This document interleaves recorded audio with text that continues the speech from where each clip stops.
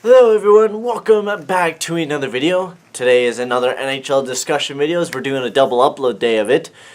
Surprisingly enough, I haven't uploaded a video game video in a bit, but that will be coming Thursday, which will be tomorrow when this is uploaded. So you guys will be seeing that very soon. So you guys will be getting that video game contact back. I know it's just road to the show, nothing too special since you guys haven't been watching it lately. You should really go and check out that series. It's been a real big blast. It's really fun to record and stuff like that and go through my career. I'm only in AA right now, which is kind of boring, but it should get really exciting once I get to the MLB.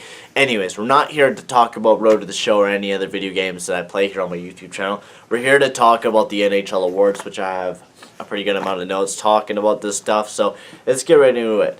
So, the first award that we're going to be talking about, which will be tomorrow, I will not be able to watch it because I am not home, which kind of sucks because I really wanted to see NHL 20 revealed and stuff like that, which I'll be talking about probably later on in another video. This week is pretty hectic because I have to do grad, and you got the entry draft on Friday, which is prom day, which I won't have time to watch it, so you guys won't be hearing from me about draft day or anything like that. But I will be doing a predictions video probably for Friday.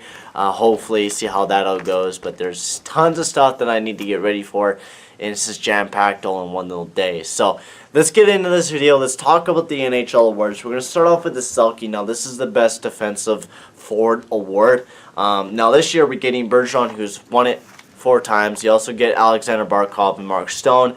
Bergeron, I mean, he's here for the 8th consecutive time.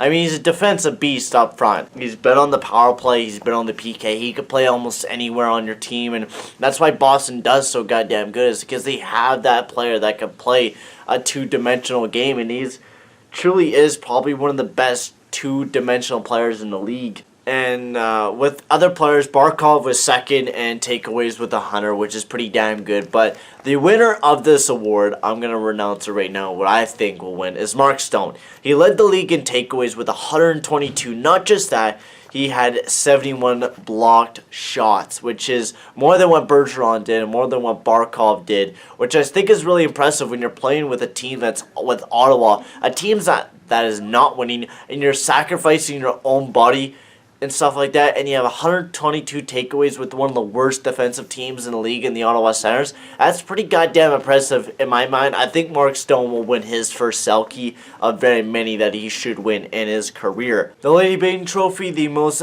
gentleman player of the league. Anyway, so we got the finalists, Barkov, Monahan, and Ryan O'Reilly. Barkov was second in takeaways with 100, like I said, and Monahan and O'Reilly were assessed only 6 penalties. Now Barkov had like 31 or something like that, so he's had more penalties than what Monahan and O'Reilly have had.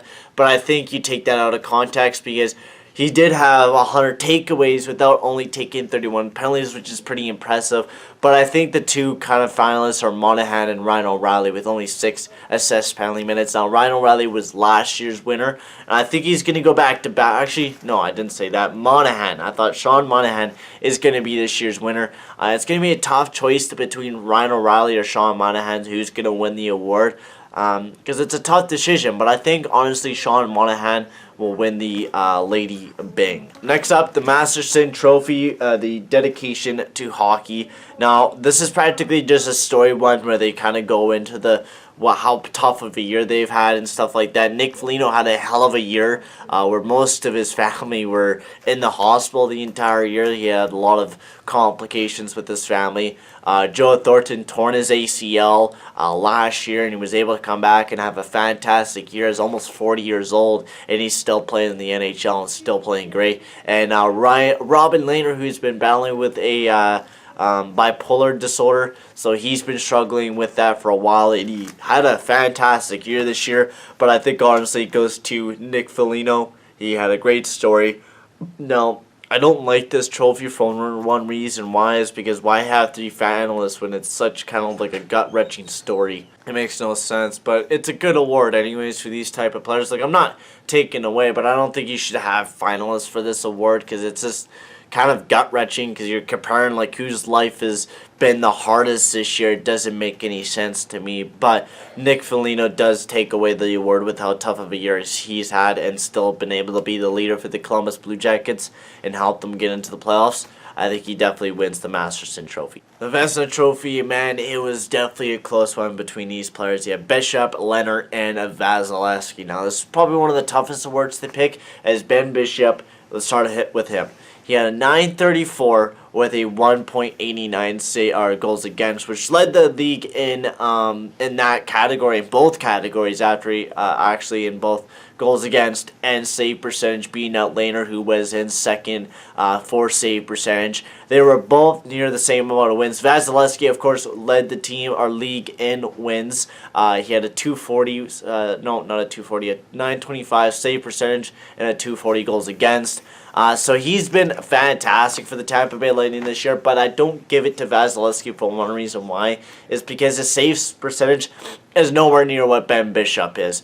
I give it to Ben Bishop because he was just an absolute beast near the end of the year, as he had a 233 minutes of not letting in a goal, which is amazing. How can you not let in a goal in that amount of time with how many great lethal players are in the NHL and you don't let a goal in when that would equal to 6 wins?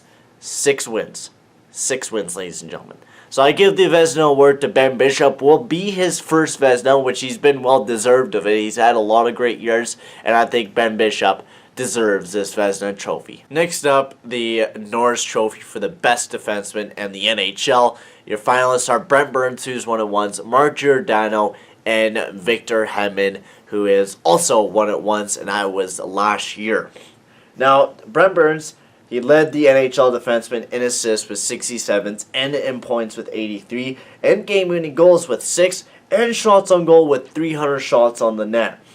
And he set a Sharks record for defenseman with NHL career best 9-game point streak with 3 goals and 11 assists from October 9th to the 30th, which is absolutely amazing. For Brent Burns, he was 7th in average ice time with 25 minutes, which is awesome for a defenseman like Brent Burns, who's 34 years old and still able to perform like that, which is pretty damn good. But the Norris Trophy does not go to him. I think he's just nowhere near what Mark Giordano or Victor Hedman are. I mean, Victor Hedman's kind of like meh.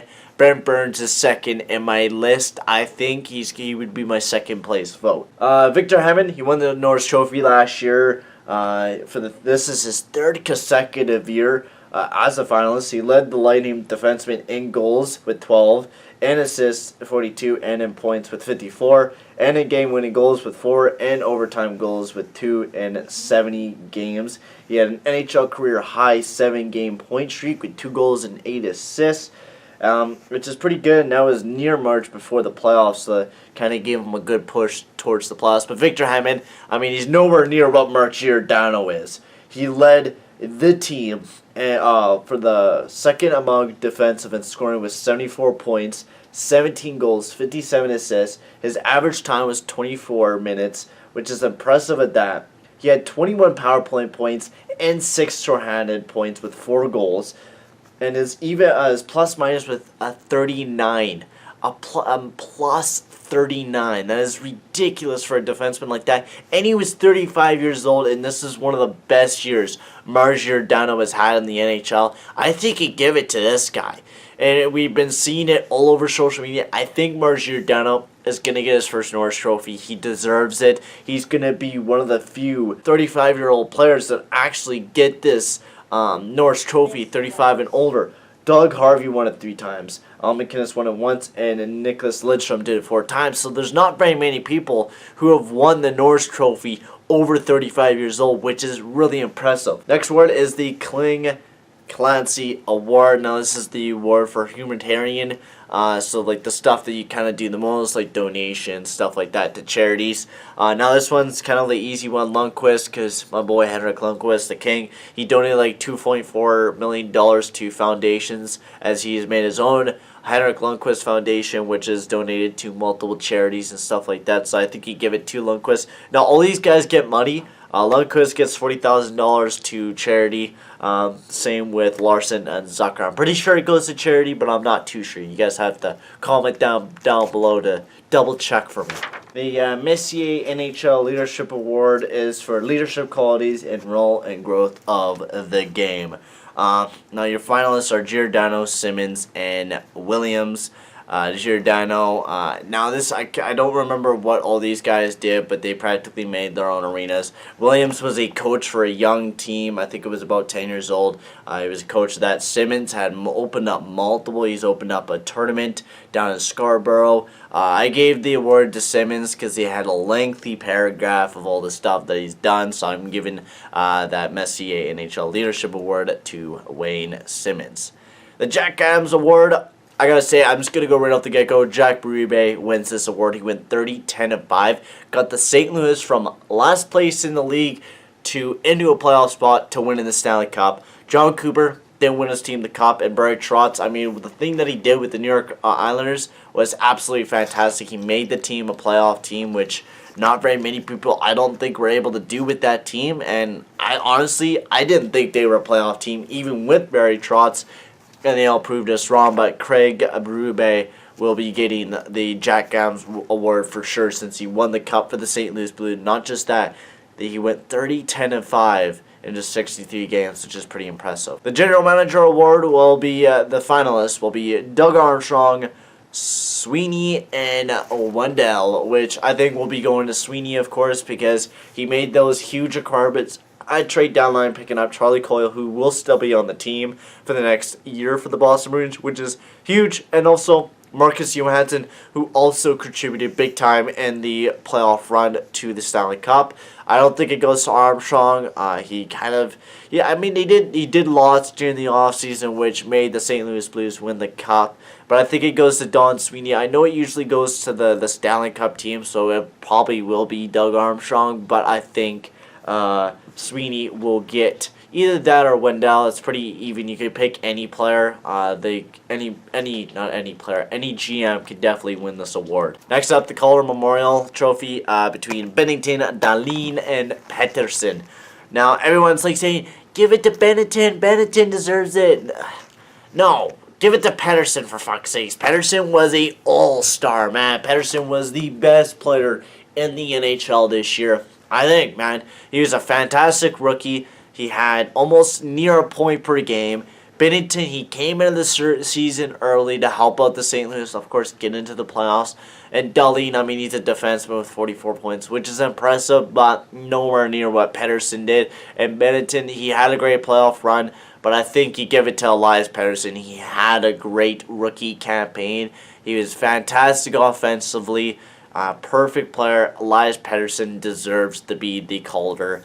He deserves to get that Calder Memorial Trophy. The Hart will be going to Connor McDavid.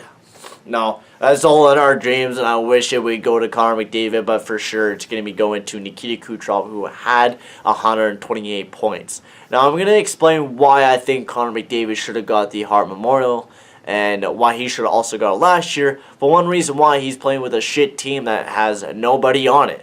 I mean, he's been a finalist for the past 2 years now, and he should get that award just because he's been playing fantastic and has been able to get 100 points per year with no one on his team. Kucherov had a team that was built around him. Now, Taylor Hall, without a doubt, deserved that award. He deserved it for one reason why was because that team, also New Jersey, was pretty shitty, and he played fantastic for them and got them into the playoffs. Now, that's usually the story, is at the Hart, you need to get your team into the playoffs, and McDavid hasn't been able to do that for the past 2 years. But I still honestly think McDavid deserves that award for one reason why. It's because he's such a good player, and then he gets 100 points per year for the Edmonton Oilers. He's an all-star. He's the MVP of the NHL, without a doubt. Now, we're not going to talk about Sidney Crosby. I mean, he's a great player as well, but just nowhere near MVP level, I think. But I don't think he's going to be able to get the MVP. He's kind of like that third place. McDavid second. Kucherov will be your MVP, even though he does not deserve it at all. And McDavid deserves to get his second Hart Trophy. Thank you guys for watching. Tell me guys in the comment section below who you think will win the awards this upcoming NHL Awards, which will be today when this gets uploaded. So comment down below quickly. Tell me who you think will win. But thank you guys for watching. Make sure to like and subscribe. And I'll see you guys all in the next video. Adios, amigos.